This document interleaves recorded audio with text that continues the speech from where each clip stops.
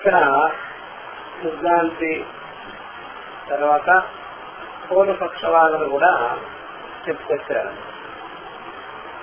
జిజ్ఞాసుల యొక్క వ్యత్యాసం అనేది బాగా కనిపిస్తుంది. ఆ యొక్క జిజ్ఞాస యొక్క వ్యత్యాసం విలక్షణత కర్మకాండలో ఉన్నట్టుగా జ్ఞానకాండలో ఉండదు. అంటే బ్రహ్మ విద్యా విషయంలో అలా కాదు. ఎందుకంటే కర్మకాండ విచారించుకునే కాలంలో అక్కడ తెలుసుకోవడమే కాకుండా చేయడం అనేది తప్పనిసరిగా ఉంటుంది. అందువల్ల ముందుగా తెలుసుకోవాలి, తర్వాత చేయాలి, కాలాంతరం దేశాంతరం పొందవలసి ఉంటుంది ఆ విషయం, ఆ ఫలం. కాబట్టి జిజ్ఞాస దాని యొక్క విలక్షణత, ఆ జిజ్ఞాస విషయము విలక్షణత, సాధన విలక్షణత, తర్వాత ఫలం కూడా విలక్షణతగా ఉంటుంది. జిజ్ఞాస వేరు, బ్రహ్మ విద్యా జ్ఞానం కంటే కూడా, బ్రహ్మ జ్ఞానం కంటే కూడా వేరైన జిజ్ఞాస. ఆ ప్రకారంగానే తత్సాధనం, తత్ సాధ్యము, ఫలము అవన్నీ కూడా వేరు. కర్త అపేక్షితమై ఉంది, కర్మ అపేక్షితమై ఉంది, కాల దేశ వస్తు విషయాలు అన్ని అపేక్షితమై ఉంటుంది అన్నమాట కర్మకాండ విషయంలో. మరి బ్రహ్మ విద్యా విషయంలో అలా మనం చూడాలి అని చెప్తారు. కాబట్టి నిత్య సిద్ధమైనటువంటి ఈ బ్రహ్మ విద్యా జ్ఞానము దాన్ని జిజ్ఞాస చేసే కాలంలోనే అది సిద్ధమై ఉన్నది కాబట్టి, అపరోక్షమైనటువంటి ఆత్మ విషయమై ఉన్నది కాబట్టి దానికి దీనికి చాలా వ్యత్యాసం.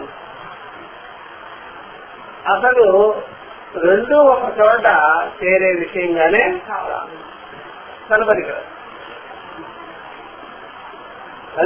అందుకనే బ్రహ్మ విద్యా విషయంలో ఎత్తించి కూడా అలాంటి ఆలోచనలు చేయకూడదు. దానికి దీనికి ఏం కోసం. కాబట్టి బ్రహ్మ జ్ఞాన ఫలం కంటే కూడా ఇది వేరే. బ్రహ్మ జ్ఞానము దాని ఫలము అన్ని కూడా అనుష్ఠానములతో కూడుకొని ఉంటుంది. దానికి అనుష్ఠాన అపేక్షితమయ్యే ఉండదు. అని బ్రహ్మ జ్ఞానం విషయం అట్లాంటిది కాదు అని చెప్పినట్లయితే అలాగా కుదరదు మాకు అని చెప్పేస్తాను తను కన్విషన్. అట్లా మేము వస్తాం అంటే సిద్ధాంతి మాటలనే ఆయన అనువాదం చేసి ఒకసారి ఆయన నోటితో చేసుకొని అట్లా ఇక్కడ సంభవం. అందువల్ల వస్తుతంత్రము కర్తృతంత్రము అన్నట్టుగా ఇక్కడ ఇలా ఉండదు.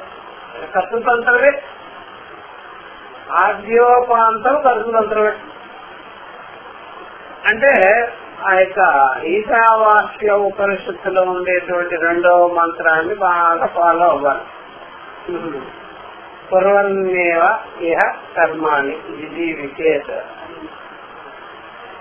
జీవించినంత కాలం కొన ఊపిరిలో కూడా కర్మ చేయాలి. కొన ఊపిరితో ఉండేటప్పుడు కూడా కర్మ చేస్తున్నాయి. అందుకని మనం డెడ్ బాడీకి కూడా కర్మ చేస్తాం. డెడ్ బాడీకి కూడా కర్మ చేస్తాం. డాక్టర్లు ఏ విధంగా అయితే చనిపోయినప్పుడు కూడా ఆపరేషన్ చేసుకుంటారు.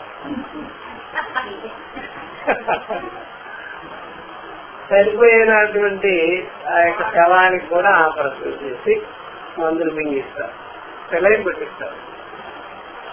అట్లాగా ఇక్కడ కూడా కర్మ చేస్తూనే ఉండాలి. అందుకనే బ్రహ్మ విద్యకి కర్మ విద్యకి చాలా వ్యత్యాసం అనే మాట ఇక్కడ సరిపోదు. కాబట్టి ఎక్కడైనా కార్యవిధిని చెప్పేటువంటి మంత్రాలనే కనిపిస్తున్నాయి కాదు, జ్ఞాన విషయాన్ని చెప్పేవి ఎక్కడా కనిపిస్తుంది. అందువల్ల ఆత్మవారే ద్రష్టవ్య అన్నా సరే దానికి కూడా కర్మనే ప్రతిపాదన చేసింది. ఆత్మ బహత పాపమానిది పాపాదులు లేనిదిగా చేసుకోవాలి అన్నట్టుగా తెలుసుకోవాలి. పాపాదులు లేనిదిగా చేసేసుకోవాలి ఎప్పటికైనా. ఇప్పుడు ప్రస్తుతం పాపాదులు ఉన్నాయి, ఈ ఆత్మని పాపాదులు లేనిదిగా చూడాలి అన్నమాట. పాపాదులుగా చూశారనుకోండి కర్మ చేయవలసి సాధన చేయవలసి, అట్లాంటి ఆత్మని అన్వేషించుకోవాలి మీరు ఎప్పటికైనా సరే. దాని విషయం అయ్యే బాగా విశేషంగా జిజ్ఞాస చెయ్యాలి. కర్మకాండలు, ఉపాసనాది భాగాలు, సాధనాది విషయాలుగా బాగా జిజ్ఞాస చేయాలి. చివరికి మీరు ఆ ఆత్మనే ఉపాసన చేయాలి, ధ్యానించాలి, సమాధి చేయాలి. అలాంటి ఆత్మలోకాన్ని మీరు ఇష్టపడి ఆ ఉపాసనాలని మీరు ఇష్టపడి మీరు ఉపాసించవలసి. అందువల్ల ఆత్మానమేవ లోకం ఉపాసి, ఆత్మలోకాన్నే మీరు ఉపాసించాలి. మరలా ఆత్మనే ఉపాసించాలి. ఆత్మలోకాన్ని ఉపాసన చేయాలి. ఆత్మలోకానికి చేరుకునేదానికి ఆత్మనే ఉపాసన చెయ్యాలి. అప్పుడు మీరు ఆ యొక్క బ్రహ్మముని ఉపాసన చేశారు కాబట్టి, బ్రహ్మలోకానికి వెళ్ళారు కాబట్టి మీరు బ్రహ్మమే అవుతుంది. అప్పుడు బ్రహ్మం అయిపోతాం. ఇదంతా పరిణామం లాగా కండి. అట్లా చిత్తు కూడా చెప్పేసి ఇలాంటి విధానాలన్నీ బాగా విధి విధానాలన్నీ కూడా బాగా చెప్పబడింది ఉపనిషత్తుల్లో. మీరు కర్మరాహిత్యంగా ఉపాసన రాహిత్యంగా ఏ వాక్యాన్ని చూపించలేదు, ఏది చూపించలేదు మీ వల్ల. లోకంలో వెళ్ళి మీరు ఎక్కడైనా చూసుకురండి కర్మరహితమైనటువంటి విద్య ఏదైనా ఉందా అని. ఎక్కడ లేదంటారు, అందరికీ అలవాటే. ఇంత కూడా కర్మ చెప్పకుండా ఎవరు ఏం చెప్పారు. అందువల్ల ఉంటేనే అలవాటు పడతారు కానీ లేని విషయాల పట్ల ఎవరు అలవాటు పడతారు? అది ఉన్నది, అది అలవాటు అయిపోయింది. ఏ మతంలో ఏ ధర్మంలో చూసినా అదే అలవాటు. చేయండి చేయండి చేయండి, వస్తుంది వస్తుంది. ఇప్పుడు మీరు ఎన్ని మొక్కుకున్నా సరే మీరే నష్టపోతారు, అలవాటు పడిపోయారు. అందువల్ల మీరు చెప్పి చెప్పి మీరే మాయమైపోవాలి కానీ జనాలు మాత్రం చేస్తూనే ఉంటారు, అలవాటు పడ్డారు. అలా ఉంది, ఇదే నిజం. కాబట్టి ఇలాంటివన్నీ విధానాలన్నీ కూడా ఉన్నప్పుడు ఇలాగే ఎవరైనా ప్రశ్నించుకుంటారు. సహాతో ఆత్మ అని ప్రశ్నించుకోవాలి. ఎవరా ఆత్మ, చింతద్బ్రహ్మ, ఏమిటా బ్రహ్మం అని అడిగి ఆకాంక్ష గుర్తించుకొని సంశయాదులు కలిగించుకొని అప్పుడు సాధనాదులన్నీ చెయ్యాలి ఎవరైనా. అలాంటి వాళ్ళకి ఆ యొక్క స్వరూపాన్ని నిర్ధారణ చేసేదానికి, ఆ స్వరూపాన్ని చూపించేదాని కొరకు అన్ని వేదాంతాలన్నీ ఉపయోగకరంగా ఉంటాయి. ఉపనిషత్ వాక్యాలన్నీ, వేదాంత శాస్త్ర వాక్యాలన్నీ ఆ ప్రకారంగా పరికోవాలి. అది నిత్య అంటుంది, సర్వజ్ఞము ఉంటుంది, సర్వగతం ఉంటుంది, నిత్య తృప్తం ఉంటుంది, నిత్య శుద్ధం అంటుంది, బుద్ధ స్వరూపం అంటుంది, ముక్త స్వరూపం అంటుంది. ఈ ప్రకారం విజ్ఞానమే ఆనందం అని, బ్రహ్మమని, ఇలాంటి వాక్యాలన్నీ ఏకత్వ ప్రతిపాదన చేసే వాక్యాలన్నీ కర్మ ఉపాసన అనంతరం అదేం లేకుండా కాబట్టి మీరు జిజ్ఞాస చేయవలసింది చేసేదాని కొరకే గాని అయి ఉండేదానికి మాత్రం కాదు. అందువల్ల జిజ్ఞాస చేయడం అంటే సాధన చేయడం కొరకు చెయ్యాలి. అని పూర్వపక్షి మన వాక్యాలే మనకు చెప్తుంది. వాళ్ళ సిద్ధాంతాన్ని గట్టి చేసుకునేదానికి ప్రయత్నం చేస్తారు. అందుకని మీరు దీన్ని ఏం చేయలేదు, చేయవలసిందే కర్మ చేయవలసిందే, సాధన చేయవలసింది. కాబట్టి ఏదైనా సరే ఆ లోకంలో చేసిన తర్వాత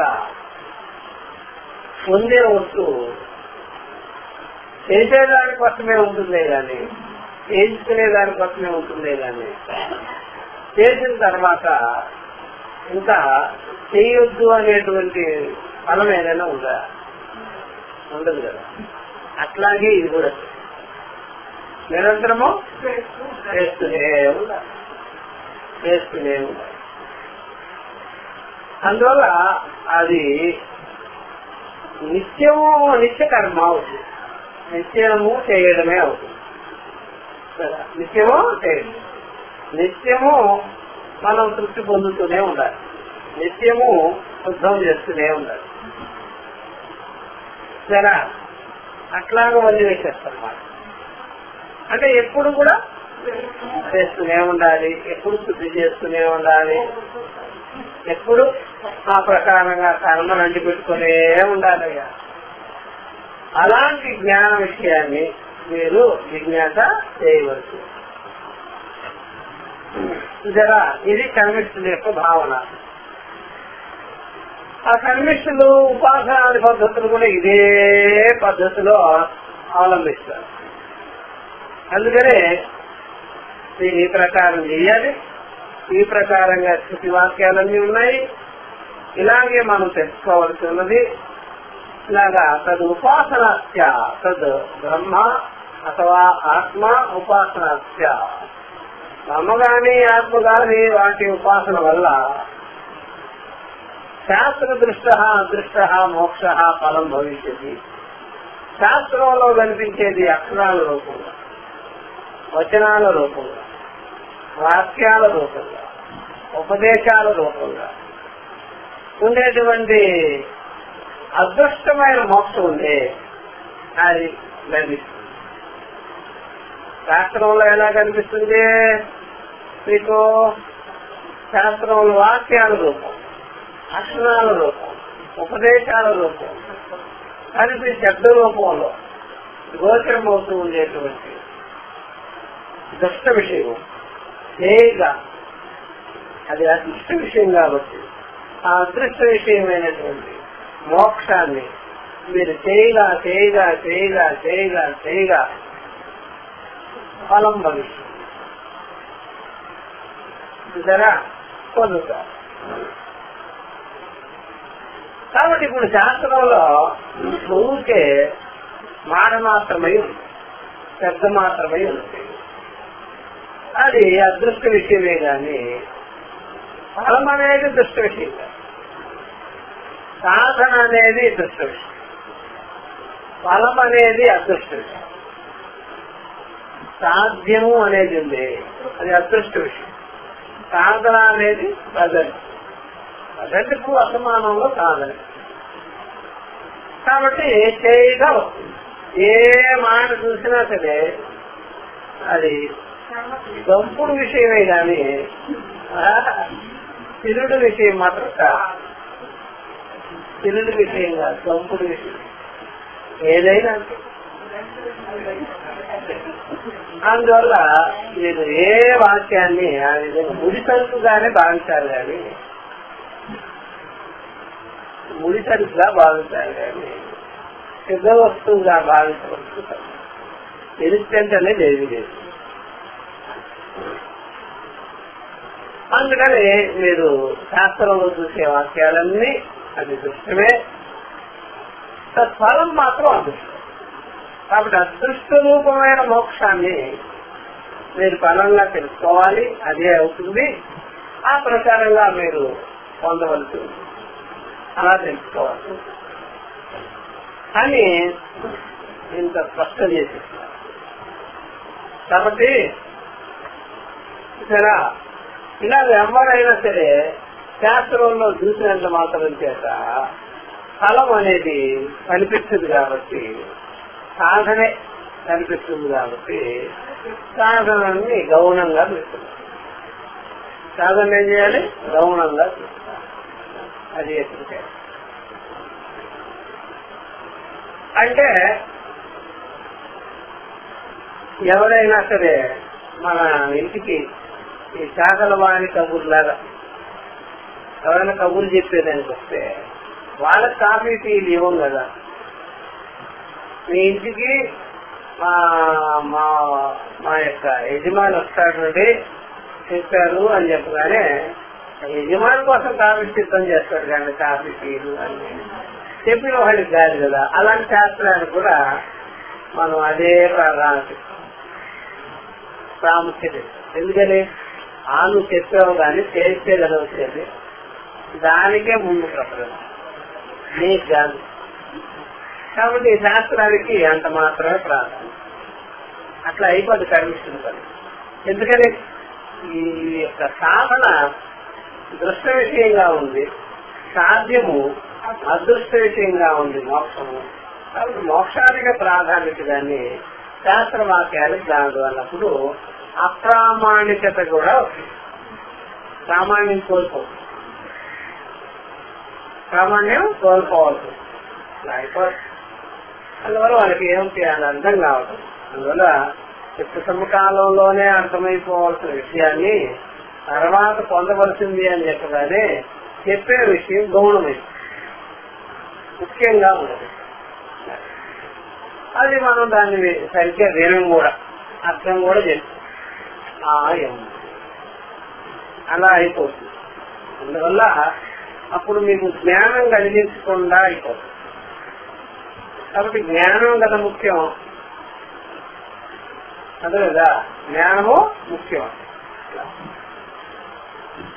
ఎవరైనా వస్తే త్వరపడి మీకు అక్కడ మీరు ఇంత డబ్బు తీసుకోవాల్సింది అక్కడ అన్నప్పుడు వీళ్ళేం చేశారంటే అక్కడ డబ్బు తీసుకోవాల్సింది అని విన్నారు, ఇంత అనే మాట వెళ్ళ అప్రామాణిక అక్కడ కదా అని. అట్లాగా మాట సరిగ్గా వినకుండా అక్కడికి వెళ్ళినా మీరేమి ఎంత తీసుకోవాలో తెలియకుండా అయిపోతుంది. ఎందుకని మాటకు ప్రాధాన్యత ఇవ్వలేదు, అక్కడ అనే చోటకు ప్రాధాన్యత ఇచ్చారు. అప్పుడు ఆ మాట సరిగ్గా వినకపోతే తీసుకునేది కూడా ఏమేమి ఉండదా ఉండదు. అలాగ అయిపోతుంది మన పని. అందువల్ల ఇక్కడ శాస్త్ర ప్రమాణానికి అధిక ప్రాధాన్యత ఉంది కాబట్టి, ముఖ్యమైనది అదే కాబట్టి ఆ వాక్యాన్ని వినే సమకాలంలో, ఆ బోధ సమకాలంలోనే జ్ఞానం కలిగించుకోవాలి. కానీ ఆ జ్ఞాన విషయం మన స్వరూపమయ్యేది కాబట్టి, మనమే అయి ఉన్నాం కాబట్టి శాస్త్రానికి అంత ప్రామాణ్యం, అది తెలుసుకోవాలి. ఇప్పుడు బ్రహ్మాన్ని చెప్పేటువంటి వాక్యాంత విచారం ఉంటే అదంతా కూడా స్వతంత్రమైనదే గాని అదేదో ఉపాసన విషయం మాత్రంగానే. ఉపాసన అయిపోతే స్వతంత్రత పోతుంది, దేనికి శాస్త్ర ప్రామాణిక అట్లా అయిపోతుంది. ఉపాసన అయితే స్వతంత్రత పోతుంది. అప్పుడు ఉపాస్య విషయమే స్వతంత్రమైపోతుంది, ఇది అస్వతంత్రమైపోతుంది. అది ప్రాముఖ్యంగా అయిపోతుంది. అందుకనే అదొకటి ఇక్కడ ఒళ్ళు జాగ్రత్తగా కూడా పెట్టుకోమని వినేటప్పుడు. ఎందుకని ఏముంది, గురువు ప్రాధాన్యత ఉంది, ఏముంది. శాస్త్రానికి ప్రాధాన్యత ఉండదు, ఏముంది. గురువుకి ప్రాధాన్యత ఉండదు, ఏముండదు. దేనికి ప్రాధాన్యత ఎక్కువ వస్తుంది? చేసేదాన్ని, సాధనకు, సాధ్యానికి, ఇతర శ్రవణానికి పోతుంది. అప్పుడు చెవులున్నా సరే పర్వాలేదులే, చేసేదే కదా, అట్లాగ అయిపోతుంది. అందుకని ఇదంతా కూడా గండుకోవడం జనానికి. అందుకనే శ్రవణాదుల పట్ల ఆసక్తి ఉండదు. ఇక్కడ శ్రవణ సమకాలంలో మనం తెలుసుకోవాల్సింది అట్లాగా పోగొట్టాలి. అర్థమైందా? ఇప్పుడు చెప్తున్నారు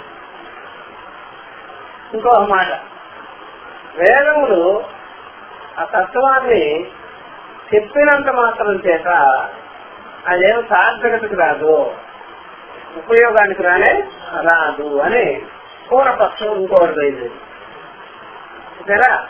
ఇంకా పూర్వపక్షి ఇంకా వాదన చేస్తూనే ఉన్నాడు. చెప్తాడు కర్తవ్య విధి అనన ప్రవేశే వస్తు మాత్ర కథనే ఆన ఉపాదాన సంభవాత్ సప్తద్వీపా వసుమతి రాజా సౌ గచ్చతి ఇత్యాది వాక్యవత్ వేదాంత వాక్యానామానస్తక్యం ఏవ స్యాత్. అది కాబట్టి అయితే మరే ఇంకో విషయం చెప్తానయ్యా, ఏమిటయ్యా అంటే కర్తవ్య విధి అనన ప్రవేశే సతి జరా కర్తవ్య విధి అనన ప్రవేశే. కర్తవ్య విధి అనేది చేయడము అనేది సరే, చేయుట అనేది తప్పనిసరి అనే మాటే లేకపోతే ఆ ప్రకారంగా మీరు ఆ యొక్క విషయంలో తీసుకురాకపోతే ఆ ప్రకారంగా మీరు ఆ యొక్క జ్ఞానాన్ని చెప్పకపోతే ఆ విషయాన్ని మీరు బుద్ధికి తెలియజేయకపోతే చూడండి కర్తవ్య విధిగా చేయుట అనే విధిగా కర్మ సాధన అనేటువంటి పద్ధతిని మీరు అస్సలు పాటించకుండా మీరు విషయం చెప్పేదానికి ఆ తత్వాన్ని ఆ జ్ఞానాన్ని ఆ వస్తుతత్వాన్ని బోధించేదానికి మీరు కానీ మీరు ప్రారంభం చేస్తే వేస్తే పనికి రాకుండా ఒకటి కర్తవ్య విధి అనన ప్రవేశే, ఒకటి వస్తు మాత్ర కథనే సరే. కర్తవ్య విధి అనేది లేకుండానే వస్తు మాత్ర కథనమే, ఆ వస్తువుని ఒక్కటే ఆ తత్వాన్ని ఒక్కటే చెప్పినంత మాత్రం చేత ఇదంతయు బ్రహ్మమే, నీవు బ్రహ్మమే ఉన్నావు, బ్రహ్మం కంటే అన్యమైనది రెండవది లేనే లేదు అని చెప్పినంత మాత్రం చేత అక్కడ పట్టుకునేది వదిలేది అనేది మాకు పుట్టుకతో అలవాటు అయింది కదా.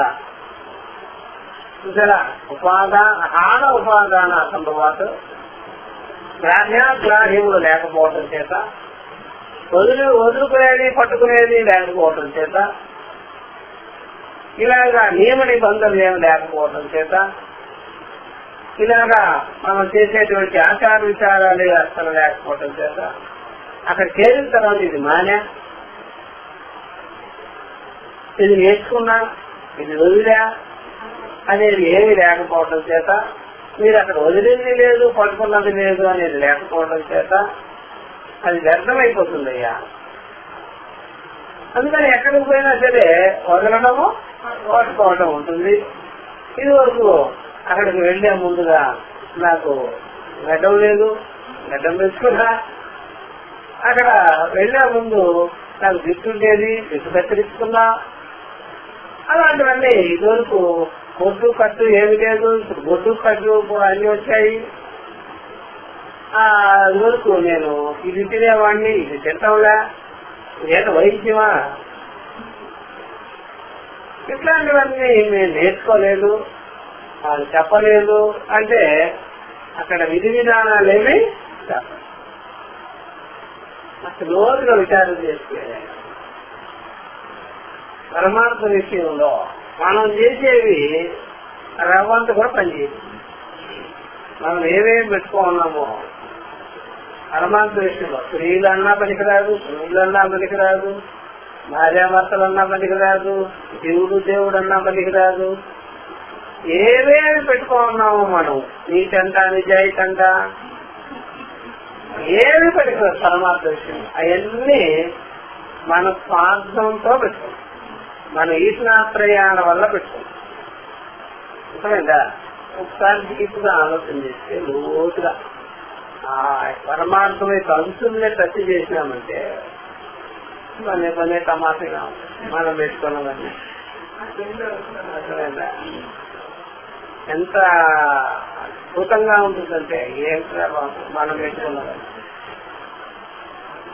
ఎవరైనా వచ్చాడు అనుకోండి, వాడు నాకు అన్యాయం చేశాడు అని. వాడు అన్యాయం చేసింది కృష్ణాత్రయం కొరకే, నువ్వు అన్యాయం అయిపోయింది కృష్ణాత్రయం కొరకే. వాడు అన్యాయం ఎందుకు చేశాడు? కృష్ణాత్రయం కొరకే. భార్య బిడ్డలు ఉన్నారు, నువ్వు అన్యాయం అయిపోయాను అనేది నువ్వు ఎందుకంటున్నావు అన్నమాట. భార్య బిడ్డలు ఉన్నారు అని ఇద్దరికి అది వర్తించేసి కృష్ణాత్రయం కలిగి ఉన్నారు కాబట్టి వాడు అన్యాయం చేయవలసి వచ్చింది, నువ్వు అన్యాయం అయిపోవాల్సి. పరమాత్మలో రెండు లేదు, ఎవడు అన్యాయం అయిపోయేది లేదు. అందువల్ల వాడు చంపాడు, నేను చచ్చిపోయాను అని చెప్పేదానికి ఇక్కడ అర్హత లేదు. చంపేవాడు లేడు, చంపేవాడు లేదు. అది కదా పరమాత్మ. కాబట్టి ఈ టైప్ ఆఫ్ మాటలే కనిపిస్తుంది ఎక్కడైనా, ఇదే కనిపిస్తుంది బాగా. కాబట్టి ఈశ్వరాశ్రయములు కలిగి ఉండేవాళ్ళు నీట్ అంటారు, విద్యాయిత్ అంటారు, సత్యం అంటారు, అసత్యం అంటారు, పుణ్యం అంటారు, పాపం అంటారు, మంచి అంటారు, చెడు అంటారు, ధర్మం అంటారు, అధర్మం అంటారు, విధి అంటారు, నిషేధం అంటారు. ఇదంతా గొడవ అంటాం. పరమార్థ విషయంలో అట్లాంటిది ఏమీ లేనే సరే అంటే మాట్లాడు. కాబట్టి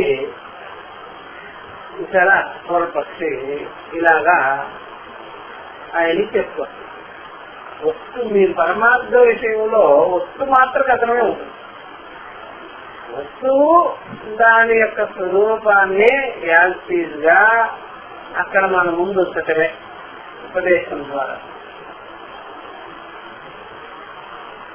సరే, అంతేగాని దానికి ఏదో ఒక రకంగా కర్తృత్వ బోధకమైనటువంటి దాన్ని చెప్పడం కాదు, కర్మను ఆపాదించటం కాదు. కాబట్టి కర్తవ్య విధి అనుప్రవేశే వస్తు మాత్ర కథనే హాన ఉపాదాన అసంభవాలు 3 పాయింట్లు.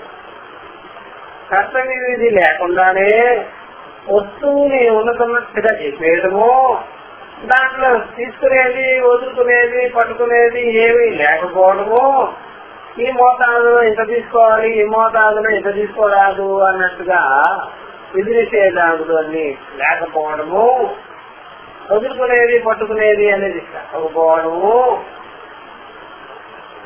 చాలా విడ్డూరమైన మాటగా ఉంది అని. ఎందుకని పరమార్థం తెలియకపోవడం చేత, అక్కడ చంపేవాడు చచ్చేవాడు లేకపోవడం చేత, చేసేవాడు చేయించేది లేకపోవడం చేత, కర్త లేదు కర్మ లేదు ఫలము లేదు అని అనేది తెలియకపోవడం చేత ఆ మాట అనుసరించింది వాళ్ళు.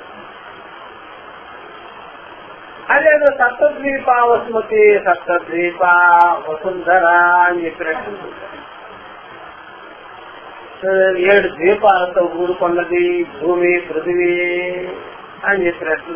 ఉంటే ఉన్నీలే అన్నట్టుగా, ఉంటే ఉన్నీలే అదే కదా నువ్వు అనవలసింది. వాళ్ళకి ఎంత ఉంది, ఉంటే ఉన్నీలే మనకేంటి అన్నట్టుగా. అట్లాగే అన్నమాట. ఆ పరమాత్మ వాడు వస్తూ ఉంది, ఈ మాటలే ఉంటాయి వాళ్ళు. మనవి అట్లా ఉండవు. అహమస్మి వాళ్ళేమో నువ్వది నీకంత ఉంది, నువ్వు అంత అయి ఉన్నావు ఇంత అయి ఉన్నావు అని చెప్పడమే గాని నేనే అయి ఉన్నానని కాదు. కాబట్టి ఈ మాటలన్నీ సత్పదానికి చేరినట్టుగా ఉండేదాన్ని స్వంపదం అహం అస్మి అని చెప్పేదానికి కానీ అందుకని అలా అన్నాడు. ఆయన అంతవరకే విన్నాడు, సత్తు విన్నాడు, సొమ్ము వదిలేశాడు. అర్థమైందా? ఏకత్వ ప్రతిపాదన లేదు. కాబట్టి తత్వవైభవము అనుకుంటున్నాడు ఆయన అట్లా. కాబట్టి సప్తద్వీప వసుమతి, కాబట్టి సప్తద్వీప వసుంధర పృథివీ ఇలాగా ఉన్నది, విరిగిపోతున్నది, విరిగిపోతే విరిగిపోలేదే, మన ఇంట్లో దీపం లేదుగా అని అట్లా అనుకో ఉంటాడు.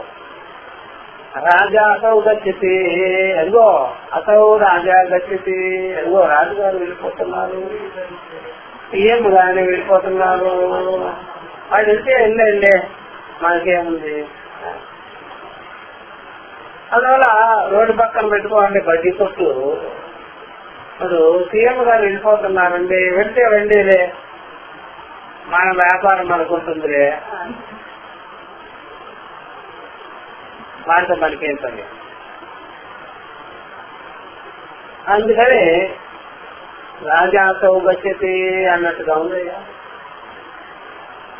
అట్లా మాకు రాజుగారు వెళ్తున్నారు, మనకేమిటి ఒరిగేది అని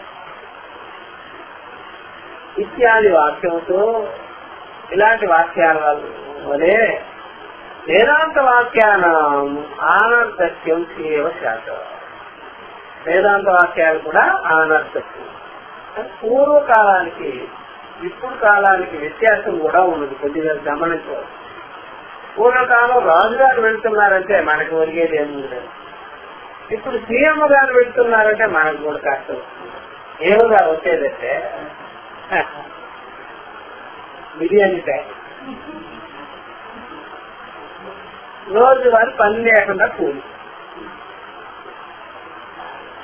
అంత ఆలోచన చేసినారు కదా, కొద్దిగా పర్వాలా. పూర్వం రాజుగారు అయితే నా తీరకపోతారు ఏమి ఇవ్వకుండానే. ఇప్పుడు అలా కాదు కదా, కనిపిస్తున్నా అలా లేకుండా ఏమి జనాలు ఏమి కదలడం. కాబట్టి బడ్డీ కొట్టేవాడు కూడా టీ కొట్టేవాడు కూడా ఆలోచన చేస్తారు. చాలా మంది జనం పోగవుతారు, టీ కట్టవచ్చు, వ్యాపారులు. అందువల్ల ఎక్కడ జనం పోగవుతారో అక్కడ లాస్ట్ వాళ్ళు అయినా టీ పట్టుకొచ్చేస్తాడు, వాడు కష్టం పర్వాలేదు పోతా. కాబట్టి మీటింగ్ నువ్వు ఎక్కడైనా పెట్టుకో, నీది నీ ఆదాయం మీది, నా ఆదాయం నాది. ఇంకా ఆలోచన చేసేవాడు ఇంకొద్దిగా ముందుకు పోయి ఆలోచన చేస్తే ఎంత బాగుంటుంది. కాబట్టి ఆ కాలానికి ఆ మాట బాగానే ఉన్నది. ఈ కాలానికైతే రాజుగారి వేషాలే ఉంచుతారు, అట్లాంటి జనాలు ఉన్నారు కదా. కాబట్టి రాజాతో వచ్చేది అనే మాటలన్నీ చూసారా, సప్తద్వీపావతి అన్నప్పుడే ఇంకే ఉండరు జనాలు. 7 ద్వీపాలతో నిరసనతోంది వసుంధర అన్నగానే అలాగైతే మనం ఆక్యుపై చేసుకోవచ్చు. ఇలాంటి ఆలోచనలన్నీ చేస్తుంటారు. కాబట్టి ఎక్కడైనా సరే నీళ్లు ఉన్నాయి అంటే అక్కడికి వెళ్ళిపోతాం మనం కూడా, ఆ ప్లానెట్ మీదకి. నాకు ఆలోచన చేస్తున్నావు, మరి మీ స్వరూప జ్ఞానాన్ని కలిగిస్తూ నువ్వు పరిపూర్ణంగా ఉంటావు. కాబట్టి ఇలాంటి వాక్యాలలాగా స్వరూపానికి సంబంధం లేకుండా, నాకు లాభం లేకుండా, స్వరూప లాభం లేకుండా, స్వరూప జ్ఞానం లేకుండా అది బయట విషయాలు చెప్పినట్టుగా ఉంది కదా అనే ఉద్దేశం అది. కాబట్టి స్వరూపానికి చెందేటువంటి వాక్యార్థ విచారం ఉంది, అది లాభం. కానీ అదో 7 దీపాలతో అవుతుంది, వాళ్ళు ఇలా ఉన్నారు వీళ్ళు ఇలా ఉన్నారంటే మనకు లేదు. కాబట్టి ఇత్యాది వాక్యముతో ఇలాంటి వాక్యాల వలె కాలంలో బాగానే ఆలోచన చేస్తున్నారు చాలా మంది. ఎవరికో ఉంది అని ఊరికే ఉంటుందా, ఎవరికో ఉంటే అది మనకు వచ్చేస్తుంది ఏవయ్యా. ఎట్లా వస్తుంది అంటే ఇలా దోచుకుంటే వస్తుంది. ఎవరైనా మెల్లో నగలేస్తున్నారు అనుకోండి, సంతోషంగా దోమకి అవునా కదా. ఎందుకది ఇంత బాగా ఆలోచన చేస్తున్నారంటే తత్వజ్ఞానం ఎందుకు కలిగించుకోకుండా అక్కడ కలిగించుకోరు మళ్ళా అట్లా. అప్పుడు వాక్యవస్తు వేదాంత వాక్యాల మానవతక్యం ఏవ చేత. అలాంటి వేదాంత వాక్యాలు, ఏకత్వ ప్రతిపాదన చేసే వాక్యాలు వాళ్ళు ఇలా అనుకుంటున్నారు, అదేదో బ్రహ్మము మనకంటే వేరుగా ఉన్నదని అది ఇంత పరిపూర్ణమైనదని, సత్యజ్ఞానం అంత స్వరూపమైనదని, అజస్వరూపమైనదని అది చెప్పే మాటలు ఆత్మ విషయం అనుకోవటంలా అదేదో పరోక్ష విషయంగా భావించుకొని ఉన్నారు కాబట్టి వాళ్ళకి అలాగా అనిపిస్తుంది. చూసారా? అందుకనే వాళ్ళు ఈ వాదనకి దిగారు. నన్ను అంతేకాకుండా చెప్తున్నారు, నన్ను వస్తు మాత్ర కథనే రజ్జుయం నా అయం తర్ప ఇత్యాదో భ్రాంతి జనిత భీతి నివర్తనేన అర్థవస్తు దృష్టం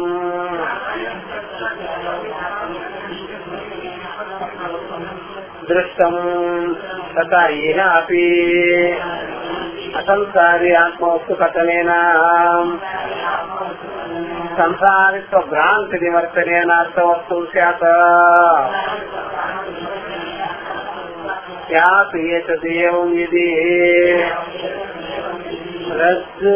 రజ్జు స్వరూప శ్రవణేయో సర్వభ్రాంతి సంసారిత్వ భ్రాంతి బ్రహ్మస్వరూప శ్రవణ మాత్రేణ నివర్తేత నటు నివర్తతే. ఇంతవరకు చెప్పాను. ముందు పోదాం. నన్ను వస్తు మాత్ర కథనే అది ఊరికే ఆ వస్తుతత్వాన్ని, బ్రహ్మజ్ఞానాన్ని, బ్రహ్మతత్వాన్ని బోధించినంత మాత్రాన్ని, చెప్పినంత మాత్రాన్ని అయ్యేదేముండదు, మనకి దక్కేదేముండదు, మనకేం నడవదు అని చెప్పడం జరుగుతుంది. ఆ బ్రహ్మతత్వాన్ని బోధిస్తే మనకేమొస్తుంది సార్? మనకేమన్నా చింతకాయ చూపిస్తే నీళ్లు ఊరినట్టుగా కూడా ఉండదు, నీళ్లు ఊరినట్టుగా కూడా. అసలు మానవ బ్రహ్మ విషయంలో అసలు నీళ్లే కాదు కదా, మీకు గ్యాస్ కూడా రాకూడదు, మనసులో తలంపు కూడా పట్టకూడదు. ఎందుకని? మీరే అయ్యున్నారు. మీరయ్యుంటే నాడేందుకు? బ్యాంకులో మీ డబ్బు మీరు తీసుకునేదానికి కలుసుకునేవాడిని వాడిని గోడాల్సి పడాలి. మీరే కదా, మీరు దాచుకున్న డబ్బు మీరు తీసుకొస్తున్నారు. కాబట్టి ఆ ప్రకారంగా వస్తు తత్వాన్ని ఆ విధంగా మీరు తెలుసుకోకపోవడం బట్టి ఇలాగా అంటున్నారు. పక్షి అనే దాంట్లో చాలా లోపాలు ఏమో అనుకుంటున్నారు. అన్ని విషయములు ఏమనుకుంటున్నాడు? అన్ని విషయము ఆత్మ విషయం కాదు, ఇది ఆత్మజ్ఞానం కాదు, ఇది అనాత్మ విషయాన్ని ఇక్కడ స్మరిస్తున్నారు, శ్రవణం చేయిస్తున్నారు అనుకుంటున్నారు. అందుకని ఆ మాటలన్నీ అన్నారు. దానికి దృష్టాంతాలు రజ్జు ఆ పైన ఏం చెప్పాడు? సప్తద్వీపావసమతి అన్నాడు. రాజుగారు వెళ్తున్నారు అన్నాడు. ఇక్కడేమన్నాడు? ఆ తాడు కాదు, పాము. అది పాము రజ్జుయం తాడే, ఇది పాము కాదు అని చెప్పాడు. తాడేనయ్యా, పాము కాదు అని చెప్పినప్పుడు భ్రాంతి జరుగుతుంది కదా. అది సక్సెస్ అయింది, నిజమే. అది పాము కాదండి, తాడేనండి అంటే ఆ బతికాడు మంచిది. ఆ ప్రకారంగా మనం ఎక్కడైనా కాలంలో దిగేటప్పుడు అది లోతేమి లేదండి, అదే ఎక్కడ లోతు. ఇదిగో ఈ కర్ర ఉంది కదా, కర్ర పెట్టి చూపిస్తాను చెప్పండి, అదేంటి పాదాలు కూడా తడవు అంటే అలా కనిపిస్తుంది. ఏం లేదు, నచ్చి దాటి తులకుండా అప్పుడు బాగానే ఉంది. నేనే గెలిచావు, నేలలో గెలిచావు, వట్టెక్కించావు, బాగానే ఉంది. అలాగే మనకి సంసార విషయంలో, ఈ యొక్క బంధాల విషయంలో కలిగినటువంటి అనేక రకాల అనర్థాలు ఉన్నాయి. భ్రాంతి జనితం, అజ్ఞాన జనితం, మోహ జనితమైనటువంటి అన్ని ఉన్నాయి. అది నివృత్తి కావడం లేదు. ఇలా ప్రకారంగానే ఏడుపులు దుఃఖాలు ఇవన్నీ ఉంటూనే ఉన్నాయి. అది వాడి బాధ. కదా, పూర్వపక్ష ఇత్యాదో భ్రాంతి జనిత భీతి నివర్తనైన అర్థవర్తం దృష్టం. కాబట్టి భ్రాంతి వల్ల కలిగినటువంటి భయ ఆందోళనలన్నీ కూడా తిరిగి ఉండడం అనేది మనం చూస్తున్నాం కదా. అది పాము కాదయ్యా తాడు అంటే, అదే పర్వాలేదు ఆ కాలం దాటేస్తే అట్లాగే ఇక్కడ జరగాలి కదా. ఒకసారి గురువు గారి దగ్గర జ్ఞానం విన్న తర్వాత ఆ సంసార భ్రాంతి అనేది, మోహమమకారాల వలయం అనేది అవన్నీ ఈజీ అయిపోవాలి కదా. ఏముందండి మేము విన్నాము కాబట్టి మేము హాయిగా నెగ్గుకొస్తున్నాము అనే మాట వేయగలుగుతాం. కానీ ఈ తత్వజ్ఞానం మేము విన్నాము కానీ మాకు ఈ సంసార బాధలు తొలగడం లేదే అని జనాలు అంటాం లేదే. అదే అంటున్నారు ఎవరో సరైన గురువు, సరైన విచారము స్పష్టంగా ఉన్నదన్నట్టుగా చేయకపోతే నేను అలాగే అనిపిస్తుంది. అర్థమైందా? జనాలు ఎప్పుడు ఆ విధంగా అనుకుంటుంటారు. అందుకనే బాగా విచారం చేసుకుంటే మాకే తెలుసు. కంటి పిల్లలు చూడండి ఎలాగా చిన్నప్పుడే మనం ఏమన్నా సరే దొసుకుంటే వెంటనే ఆ పాల వేసే నోట్లో దిగుకుంటారు. ఓన్పడేదా అను. ఇప్పుడే నువ్వు పడుకోనే నీకు హిట్టుకోమంటే నువ్వు పెద్ద అయితే మమ్మల్ని గొప్ప తెచ్చే తెచ్చుకోవాలవా అని మనకి ఏ విధంగా పోతుందో బంధాల మీద కూడా ఆ విధంగానే చూసుకోవాలి. తక్కువ వాళ్ళు కాదురా నాయన వీళ్ళలో. మనం ఏడ్చేదానికి వచ్చారు జనాలంతా. అందువల్ల అవన్నీ చూసుకోవచ్చు. ఇవన్నీ మోహముఖారాల వల్ల రెచ్చిపోతున్నారు జనము. ఎవరి వాళ్ళు చూసుకోకుండా అవగాహన పట్టుకొని మరి పీడించుకుంటున్నారు. అని మనకి ఆలోచనలు పడతాయి. మమకారం తగ్గుతుంది, మోహం తగ్గుతుంది. అందువల్ల కూరల్లో కారం తగ్గించుకోవాలి, బంధాలలో మమకారం తగ్గించుకోవాలి. అందువల్ల అప్పుడు మనకి ఈజీగా ఉంటుంది. ఇక్కడేమో కూరల్లో కారం తగ్గితే పొట్ట బాగా ఉంటుంది, ఇక్కడ బంధాలలో మమకారం తగ్గితే సంబంధాలు బాగా ఉంటుంది, మనసు బాగా ఉంటుంది. అట్లాంటి ఎందుకంటే ఆయా జీవి ఆయా కర్మలు వాళ్ళకి ఉంటాయి. నేను నాదులు అహంకారాలు మమకారాలు మనం ఎంత ఇస్తే అంత పెరుగుతూ ఉంటుంది మనసులో. ఎంత మనం సాధారణ భావం క్రియేట్ చేస్తామో అంత లోపల పెరుగుతూ ఉంటాయి. ఎంత మనము వివేకంతో మనం విడదీసుకుంటూ ఉంటామో అంత తగ్గుతూ ఉంటుంది. వాళ్ళు యుక్తియుక్తంగా ఎలా జీవించుకోవాలో తెలుసు. ఒకరి మీద పడి కొట్టుమిట్టాడు. ఇప్పుడు మనం ఎంత ప్రాధాన్యం ఇస్తామో ఒకరి మీద పడి కొట్టుమిట్టాడు డిపెండ్ అవుతూ. అందువల్ల అది మనకే వినాశం,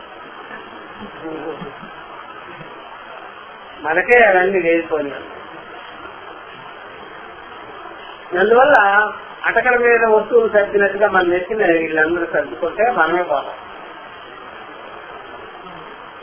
ఎందుకని వాళ్ళు నిలబడేదానికి అవకాశం ఉన్నప్పుడు వాళ్ళని అలా నిలబెట్టుకోవాలి. కానీ నా మీదే నిలబెట్టింది అంటే మనం వాళ్ళ కింద అణిగిపోతాం.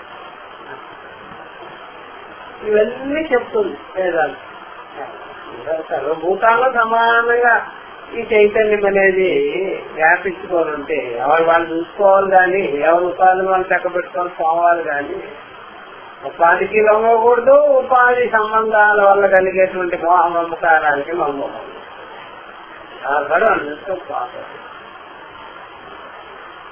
ఎవరి అధ్యాసం వాళ్ళ పరిధిలో ఉంటే బెటర్. కానీ అందరి మీద వేసిన తీసేయట్లేదా?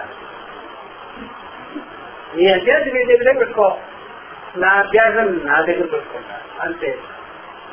ఒకరి అధ్యాసం ఇంకొకరి మీద వద్దటమే. నీ దేహం మీద ఉండే అభిమానం నీ దేహం వరకే పెట్టు, నా దేహం మీద ఉండే అభిమానం నా వల్లే. అంతేగాని ఓ దేహానికి పరస్పరము అభిమానాలు పెంచితే లేనిపోని నష్టాలన్నీ స్వతంత్రత లేకుండా స్వేచ్ఛ లేకుండా. మన దేహం మీద మన అభిమానం పెట్టుకోవడమే తప్పు. అంటే ఇంకో దేహం మీద అభిమానం పెట్టుకోవాలి ఉండడం అది ఎంత మాత్రం. అందుకని ఎప్పుడైనా సరే మీరు నన్ను పట్టుకునే ఉండండి అన్నారు అనుకోండి, అప్పుడు మీకు ఎమర్జెన్సీగా వెళ్ళాలి అనుకోండి, అప్పుడు మీరు చాలా కష్టపడతారు. ఎందుకని పట్టుకోమని ఎందుకు చెప్పారు, వాళ్ళు గట్టిగా పట్టారు.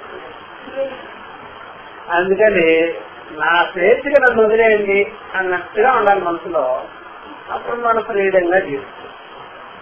ఎవరి స్వేచ్ఛగా వాళ్ళు ఉన్నాడు అనుకోండి, ఎవరిని అలా ఆశ్రయించుకున్నాడు, ఎవరిని ఆశ్రయించుకోవచ్చు. మన మీదే మనం ఉండాలి. చూసారా, చాలా మంది ఇంట్లో మాట వినరు, వీధిలో మాట వింటారు. అది తప్పే.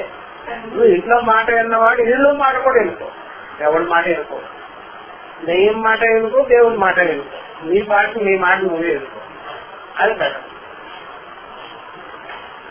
జనాలు అలా చేయరు. ఆ వైపు వదిలేస్తారు, ఇంకో వైపు కాదు. రెండు చేయకో, నీ పాటికి నువ్వు. అది బెటర్. కాబట్టి అలా స్వతంత్రంగా ఉండాలి, స్వేచ్ఛగా ఉండాలి, అసంగంగా ఉండాలి. కాబట్టి ఆ ప్రకారంగా యుక్తియుక్తంగా వివేకం కలిగించుకొని ఉండాలి. కానీ ఇప్పుడు సంసారంతో ఎందుకు వస్తుంది? ఎవరికి రాదు, ఎవరికి రాదు. అందుకని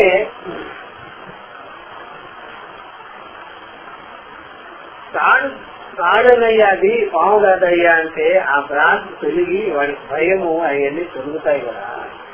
అలాగే సంసారము ఆ విషయాలలో కూడా నువ్వు అసంసారి, ఆత్మవే, బ్రహ్మవే, అసంగమే, నీకు సావపుట్టుకులు లేదు, బంధాలు లేవు అన్నప్పుడు ఆ రకంగా మనకి ఎందుకు ఆ జ్ఞానం కలగదు అంటే సరిగ్గా వినకపోవడం బట్టి, సరిగ్గా వినకపోవడం, విచారించకపోవడం.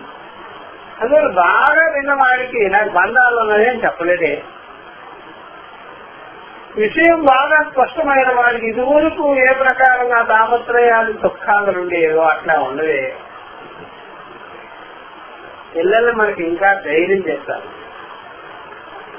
పిల్లల విషయంలో ధైర్యం, బంధాల విషయంలో ఆ ధైర్యాన్ని ముందుకో. అందువల్ల ఎప్పుడైనా సరే మమకారం అనేది మృదువుగా ఉంటుంది, ధైర్యం అనేది కఠినంగా ఉంటుంది. కఠినంగా ఉండే వస్తువు ఒకదాన్ని ఒకటి రాసుకుంటే అరిగిపోయేదేమో. మృదువుగా ఉండేది తొందరగా అరిగిపోవాలి. అందుకని రాయి పెట్టుకొని మీరు ఒళ్ళంతా రుద్దుకోండి, రాయికి ఏమవుదు, వచ్చికే చేసు. సబ్బు పెట్టుకొని రుద్దుకుంటే సబ్బు అరుగుతుంది. అట్లాగా మృదువుగా ఉంటే మనసు, మమకారము, మందాలు అవన్నీ ఒకరొకరు అరిగిపోవడమే. కఠినంగా ఉండాలి, యుక్తితో, వివేకంతో, దృఢంగా, ధైర్యంగా. అడుగుదల ఎవరికి ఉండదు, ఎవరికి అడుగుదల ఉండదు, దిట్టంగా ఉంటాం. అది నేర్చుకోవాలి. కానీ అరిగిపోయే స్వభావాలు కలిగి ఉంటే ఇట్లాగే నష్టం, అందరికీ నష్టం. ఇలాంటివన్నీ మనము వేదాంత విచారం వల్ల కలిగించుకొని అందువల్ల ధైర్యంగా ఉండదు. ఈ బంధాలలో అంత ధైర్యం ఉండాలి, అంత వివేకం ఉండాలి, అంత దృఢత్వం ఉండాలి, అంత యుక్తి ఉండాలి. ఆ ప్రకారంగా మనం నెగ్గుకు వస్తాం. కానీ లేకపోతే నేను ఉండలేను అనే మాటలు ఎక్కడికి సరిగ్గా ఎందుకు ఉండలేము. ఎండి లేకపోతే ఉండలేము, కానీ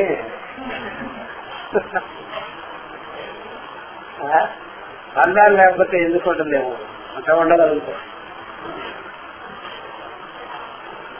కాబట్టి ఈ ప్రకారంగా కొత్త ఇహాపి అసంసారి ఆత్మవస్తు కట్టలేన సంసారిక భ్రాంతి నివర్తన ఆత్మవస్తు ఇలా కలగాలి కదా. అసంసారి అన్న తర్వాత ఆ జ్ఞానం కలిగించుకొని సంసారిక భ్రాంతి అనేటువంటి నివృత్తం జరిగి అది అర్థవత్వం సార్థకతకు రావాలి కదా. అయితే ఆ విధంగా కనిపించడం ఇదే అంటున్నారు. అది సరిగ్గా వినకపోవడం వల్ల వచ్చిందయ్యా అని వీళ్ళన్నారు. సరిగ్గా వెళ్ళలేదు, ఒకరోజు విన్నారు, సరిగ్గా వెళ్ళలేదు, మనకు అక్కడ ఇంద్రియాలు బాగా శ్రద్ధ కలిగి లేవు, సంయమనం కలిగి లేవు, బాగా శ్రవణాలు బాగా చేయలేదు, అందుకనే మీకు ఆ ప్రకారంగా అనిపిస్తుంది. ఏమో ఏది ఒకవేళ జరిగితే అలా జరగాలి కదా, కాదేనయ్యా పావు కాదు అన్నట్టుగా జరగాలి కదా, అలా జరగలేదే అంటున్నారు. రజ్జు స్వరూప శ్రవణే ఇవ సర్వభ్రాంతి నివర్తతే అన్నట్టుగా రజ్జు స్వరూపాన్ని శ్రవణం చేసినంత మాత్రం చేత సర్వభ్రాంతి ఏ విధంగా తొలగిపోయిందో సంసారిక భ్రాంతి బ్రహ్మస్వరూప శ్రవణ మాత్రేన నివర్తేత జరగాలి కదా. ఇక్కడ స్వస్వరూప జ్ఞానం కలిగించుకొని ఆ విధంగా శ్రవణాదుల వల్ల ఈ విధంగా నువ్వు బ్రహ్మమే అయి ఉన్నావు, నువ్వు సంసారి జీవుడు కాదు, చావు పుట్టుకులు అనేది లేవు, బంధాలనేది నీకు అసలు లేవు అని చెప్పిన వెంటనే సంసారిక భ్రాంతి నివృత్తి కావాలా. నది నివర్తే ఆ విధంగా నివృత్తి కాలేదు అని చెప్తున్నాను. దానికి సమాధానం చూడండి. కృత బ్రహ్మణ అపి యథా పూర్వం సుఖ దుఃఖాన్ని సంసారి ధర్మదర్శనాత్ అది. కాబట్టి నిన్న బ్రహ్మ అయినప్పటికీ కూడా పూర్వపక్షాన్ని తీసుకున్నాడు మాట్లాడి మనకి వేదాంతం మాకు ఎలాగా మీరు తృప్తి పొందించుకొని మాకు వివరించాలనేది వీళ్ళే చెప్పేస్తున్నారు. బ్రహ్మమును విన్నంత మాత్రం చేత పూర్వం సుఖ దుఃఖాలు ఎక్కడ తెలిగాయి, అది ఏంటే అని అంటున్నాడు పూర్వపక్షం. అప్పుడు సిద్ధాంతి ఆ మాట కనుక్కొని ఏమన్నాడు, నువ్వు ఒక మాట వాడావు తెలుసా, పదం వాడావు, శుద్ధ బ్రహ్మ అన్నావు కదా, అది మాకు తెలుసు. శుద్ధ బ్రహ్మానికి ఇక్కడికి ఏం కలిగిరాదయ్యా, వాసన చూస్తే కడుపు నిండిపోద్దా, వెళ్తే నీకు అర్థమైపోద్దా, అర్థం చేసుకోవాలి కదా. నువ్వు విన్నావంటే అక్కడికక్కడ ఇసుకు పొందించుకోవాలా, వివేకం కలిగించుకోవాలా. చెవులో వేసుకుంటే సరిపోదు, ముద్దులో వేసుకోవాలి, మన్నాలు కలిగించుకోవాలి, నిశ్చయం కలిగించుకోవాలి. అప్పుడు కదా దుఃఖం నివృత్తి అయ్యేది. చెవులో వేసుకొని వెళ్ళిపోయానంటే ఏం లాభమయ్యా. అందువల్ల చెవు ద్వారా ఎక్కడికో నోట్లో పెట్టుకున్నానంటే అన్నం అంటే కడుపులో తింటే కదా, నోట్లో పెట్టుకున్నానంటే సరిపోద్దా, అట్లా కడుపులో లోపల పోవాలి. అది బాగు.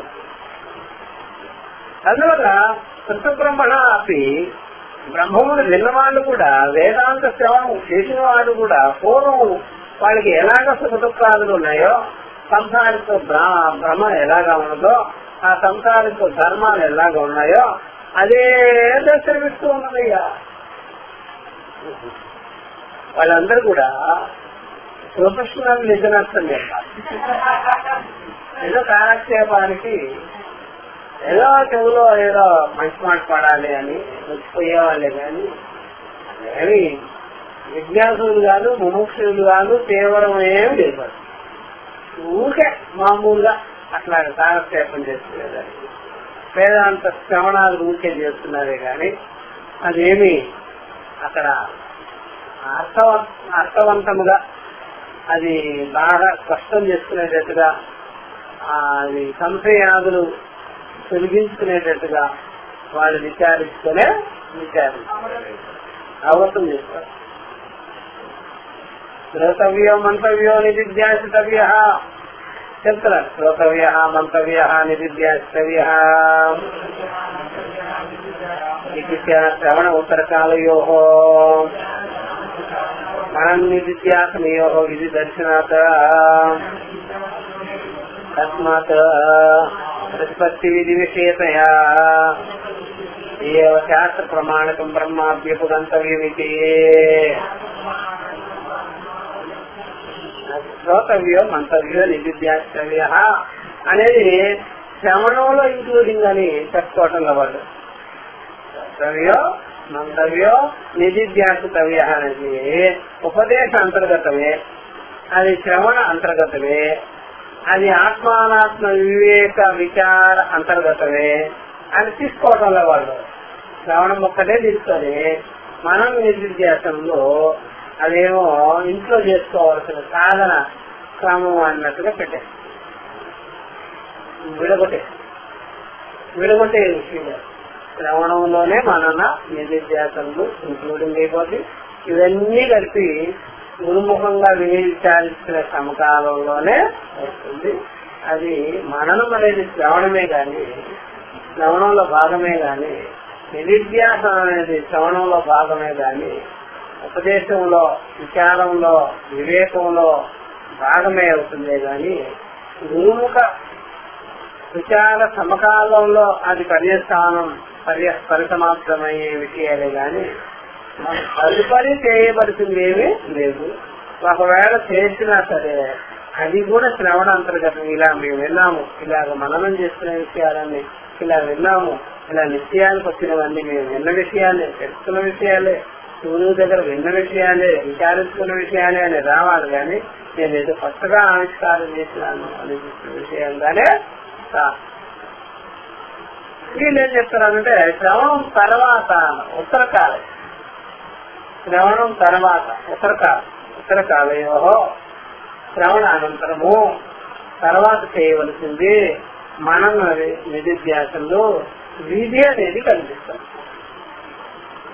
విధి అనే సాధన కనిపిస్తుంది. వెళ్ళి నేను చెప్పిన విషయాలన్నీ మీరు ఏకాంతంలో కూర్చొని బాగా సాధన రూపమైన మననం చేసి నిధిధ్యాసన రూపమైన సాధన రూపమైన నిధిధ్యాసాన్ని కొనసాగించండి అన్నట్టుగా చెయ్యాలి. అంటే శ్రవణ విషయాన్ని బాగా సాధన చేయాలి. శ్రవణ విషయాన్ని సాధన చేసినట్లయితే మళ్ళా అది వివేక కిందకి రాదు. అందువల్ల గురువు దగ్గరే పూర్తి అయిపోవాలి. శ్రవణం చేసే సమకాలంలో అర్థం పుట్టాలి, కానీ ఇక్కడ శ్రవణము అర్థం ఇంకోసారి కాదు కదా. ఇక్కడ శ్రవణము ఇంకోసారి కాదు కదా. అందువల్ల నోట్లో పెట్టుకున్న పదార్థము అక్కడే నాటుకుంటుంది కాబట్టి అక్కడే రుచిని గ్రహిస్తుంది. కానీ పొట్టలోకి వెళ్ళిన తర్వాత రుచి వస్తుంది. అయ్యా పొట్టలోకి వెళ్ళిన తర్వాత గ్యాస్ వస్తుంది, రుచి రాదు. అర్థమైందా? పొట్టలో పడిన తర్వాత మనకు రుచి తెలిసేది లడ్డు ఇలా ఉన్నది, ఆ పదార్థం ఇలా ఉంది అనేది. నోట్లో పెట్టుకునే సమకాలంలో రుచి ఎలా కనిపిస్తుందో అలాగే విచారించుకునే సమకాలంలోనే శ్రవణ సమకాలంలోనే నోట్లో నాలుక ఎలా ఉంటుందో చెవిలోనే బుద్ధి, చెవిలోనే బుద్ధి. శ్రవణ సమకాలంలోనే బుద్ధి అక్కడ వచ్చింది. ఆ బుద్ధే వివేకం చేసేది, నిశ్చయం కలిగించేది. అంత వేగంగా ఒక్కసారిగా అన్ని పనులు సమకూరుతాయి. కానీ ఒకదాని తర్వాత ఒకటి అనేది ఆ యొక్క మధ్య అనేది మధ్యలో అనేది వ్యత్యాసం అనేది గ్యాప్ అనేది రానే రాదు అని తెలుసుకోవాలి. వాళ్ళు తెలుసుకోకుండా శ్రవణం తర్వాత కాలంలో మీరు మనం నిధిధ్యాసం అనేది సాధన క్రమం అనేది చేయవలసి ఉంటుంది. అది ఇక్కడ ఉన్నది అని తస్మాత్ ప్రతిపత్తి విధి విషయంగానే శాస్త్ర ప్రమాణకమయ్యి బ్రహ్మము బోధింపబడుతుంది. అట్లాగా బ్రహ్మ బోధన ఇలాగా ఉంటుందని అంగీకరించవలసి ఉంటుంది అని చెప్పారు. ప్రతిపత్తి విధి అంటే ఉపాసన విధి. ప్రతిపత్తి విధి అంటే అర్థమంటే ఉపాసనా విధికి అంగంగానే శాస్త్ర ప్రమాణకమైంది. అందువల్ల ఉపాసనా విధికి లోపడే శాస్త్రము బోధించాలి బ్రహ్మమును. ఆ బోధించిన తర్వాత ఆ యొక్క ఉపాసనాదులన్నీ మననాదులన్నీ నిధిధ్యాసనాన్ని చేయవలసి ఉంటుంది. గురువు గౌణము, శాస్త్రము గౌణము, సాధనే మెయిన్. సాధనే అప్పుడు నేను తెలుసుకున్నాను అని కాదు, చేసి పొందాను అని అవుతుంది. ఏదైనా అందువల్ల ఎప్పుడైనా సరే అలా వేసి చాలా కష్టమైంది. అప్పుడేదా నేనెవరండి అన్నాడు అనగానే అప్పుడు నువ్వు సాధన చేసి తెలుసుకో అని చెప్పినట్టయితే నేనెవరండి అని అప్పుడు చాలా పెద్ద గందరగోళం పెట్టు. నేనెవరండి అనగానే అప్పటికప్పుడే సాధన చేసి చెప్తానండి. అర్థమైందా? ఇది జలం చేతిలో పెట్టి ఇదేమిటండి అనగానే దీన్ని సాధన చేసి చెప్తాను. ఏం సాధన చేసేది నాకు లేదు, మీ దగ్గర దీన్ని సాధన తప్పనే ఉంటాయి. అట్లా ఆవిడ నిప్పు దగ్గర పెట్టి కూడా ఇదేమిటండి అని అడిగితే సాధన చేసి చెప్తాను. అన్నిటికీ సాధన అంటే చాలా కష్టం. అప్పుడు వేలు పెట్టే చెప్పాలి మీకు, చెప్పండి. వేలు పెట్టి చెప్పేది కాదు కదా, చూస్తే నిలిచిపోండి నిలిచిపోయి అన్నిటికీ సాధనేనా అట్లాగే అయిపోతుంది. పెద్ద పెద్ద గందరగోళం అయిపోతుంది. అందువల్ల ఎప్పుడైనా సరే మనం ఎవరైనా అడిగారనుకోండి, ఎవరిని బాగా ఉన్నారా అంటే కష్ట ఆలోచనలో పెట్టుకోవాలి. నీ పేరేంటే ఆలోచనలోకి వెళ్ళిపోవాలి. ఇదేమిటయ్యో ప్రతిదానికి పైన ఎత్తుక్కుంటున్నాడే, ప్రతిదానికి పైన ఎత్తుకోవాలా? నీకు చెప్పలేవా? నీ గురించి నేను అడిగితే చెప్పలేవా? అన్నిటికీ కాస్త మౌనంలోకి వెళ్ళిపోతావు, ధ్యానంలోకి వెళ్ళిపోతావు, ఆలోచనలోకి వెళ్ళిపోతావు.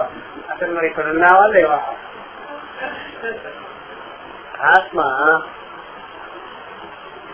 అన్ని వస్తువుల కంటే అతి ప్రత్యక్షమైనది. అన్ని వస్తువులకు ముందే ప్రత్యక్షమైనది ఎవరో? ఆత్మ. మరి దాని కొరకు నువ్వు ఎత్తులాటేంటి? ఆత్మ ముందు అన్ని ప్రత్యక్షము, దానికంటే ముందే ప్రత్యక్షం ఆత్మ. అంత ప్రత్యక్షంగా ఉన్నప్పుడు సిద్ధంగా అన్నిటికీ ముందే టెస్ట్ వేసుకోవాలన్నప్పుడు ఇక దానికోసం మననమేమిటి, అదేమిటి, ఏం చేయాలి? అందువల్ల శాస్త్ర ప్రమాణకమైన బ్రహ్మము ప్రతిపత్తి విధికి లోబడే అది విచారం చేసుకోవాలి, మనం సాధన చేయాలి అని చెప్తున్నారు. కాబట్టి ఉపనిషత్తులో ఉండే వాక్యాలన్నీ ఉపాసనాపరమైన వాక్యాలే కానీ శ్రవణపరమైనది గానే కాదు. ఓం సహనావతు సహనౌ భునక్తు సహ వీర్యం కరవావహై తేజస్వినావదేతమస్తు మా విద్విషావహై. ఓం శాంతి.